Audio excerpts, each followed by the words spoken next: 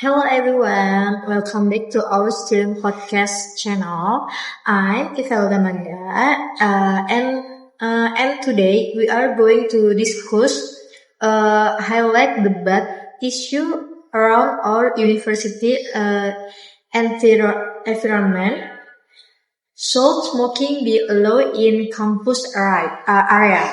To break this down, I'm joined by my classmate Naswa. How are you today? Hi, Elvelda. I'm very good. Thank you for this very interesting and relatable topic for us students.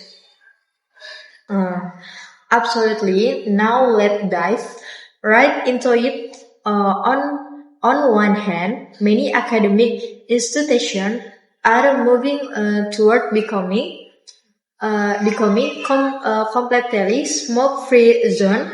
But on the other hand, we still see many students and even staff smoking in the designed or corner area on campus. From your perspective, what are the arguments for why smoking should be allowed on campus? Well, looking at this from the perspective, the main argument for allowing smoking usually revolves around personal freedom and stress management. In university life can be highly stressful with all the excitement, exam, and tight schedule. For some students who are already smoker, a great break is a way to cope with anxiety or mental fog between classes. And furthermore, protagonists argue that if the campus implement complete ban, it may violate to personal right of a blood student. Instead of the total ban, they suggest that promoting specific usually designated smoking areas away from the main buildings is solution. That's a fair point about stress, yeah. But what about the counter argument? Why do so many people strongly believe that smoking should not be allowed anywhere on campus? That's the argument of smoking on the campus area heavily roots in how it is and every man first and foremost is very dangerous. Of the second hand, not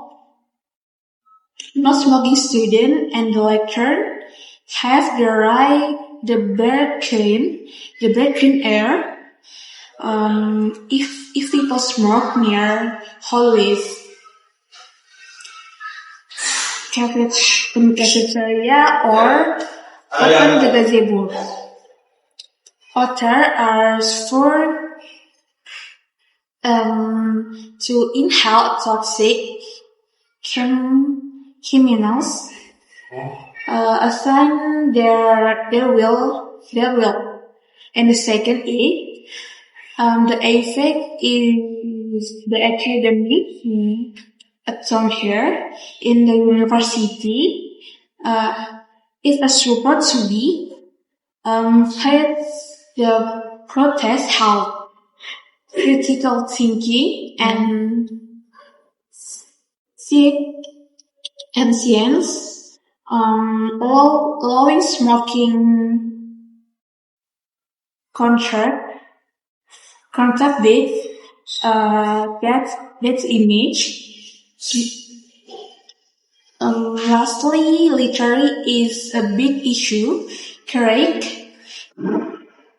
But often during the cleanliness and aesthetic of the campus environment. Okay. So, looking at both sides, what do you think is the actual impact of smoking on the student and the academic environment as a whole? Okay, for the impact is very significant. Physically, it leads to less healthy campus population and can trigger respiratory issue for non-smoker. Socially and academically, it can create a definition for or the comfort between smoker and non-smoker if a university allows smoking to happen freely. It sets bad precedents, and therefore, logical conclusion would to be air ban its complexity to foster a pure academic environment or enforce very strict enclosed smoking zone. There are completely separate from any academic activities. The protect is the majority. Very critical and logical points. Naswa, thank you for sharing your thought on smoke on campus.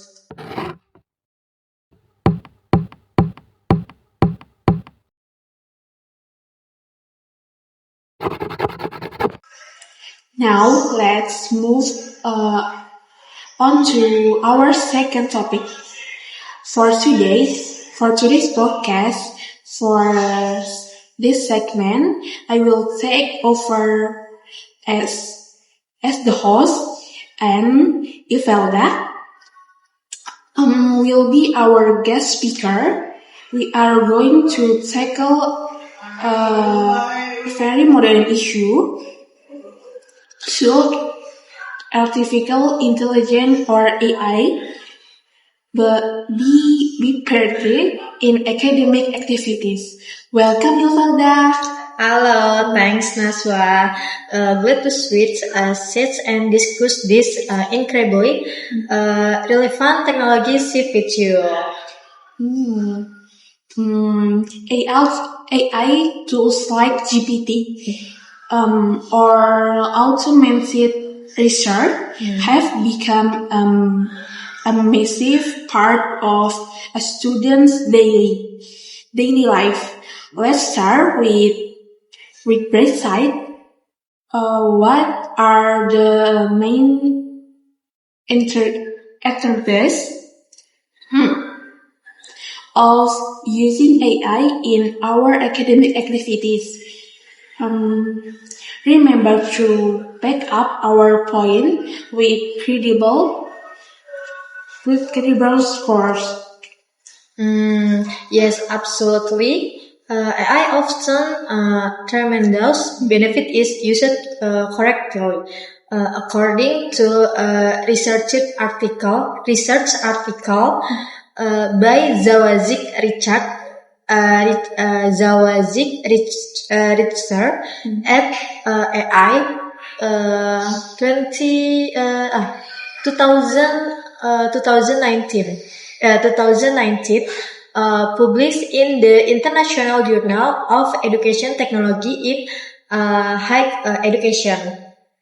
AI can significantly personalize learning and provide instant feedback to students. It acts like a 24/7 virtual tutor. For example, AI can help students understand complex concepts, brainstorming, check code errors, or provide easy essay. Provide essay.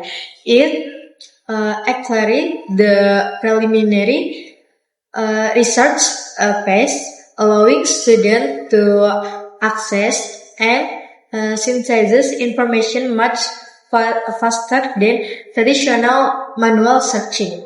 That sounds incredibly efficient. However, there is always a dark side to rapid technology advancement. What are the pyramid disruption or risks of AI use on the campus? The risks are definitely serious, especially regarding academic integrity. In a book titled Ethics in Higher Education, scholars emphasize that over-reliance on AI can lead to savers, plagiarism, and decline in critical thinking skills. If students simple copy-paste answer generated by AI, that are not actually learning to process information.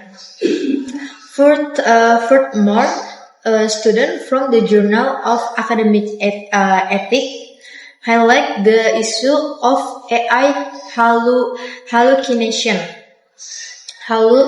hallucination, where AI models confidence generates false information or fake citation. If students rely on it blindly without verification, the academic validity of the work drops drastically. Fascinating evidence. So, to wrap up our discussion, should AI be pyramids or should it be banned? Entry in universities. What is their academic consensus? Total prohibition is practically impossible and counterproductive, as AI is the future of professional industry. Besides on record credentials from various global academic journals, the consensus is to regulate and educate, not ban.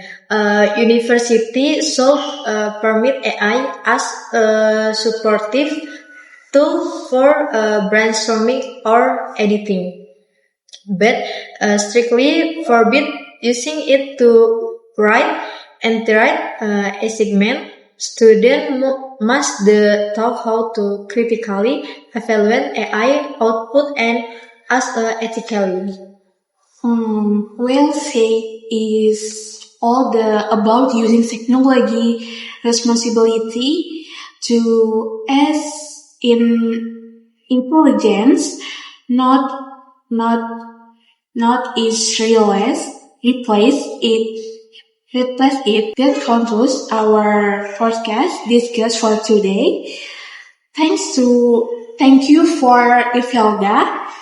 You're welcome. And thank you for everyone is watching in the podcast. And don't forget to study hard and stay tropical. Bye-bye. Bye-bye. Thank you. See you next time.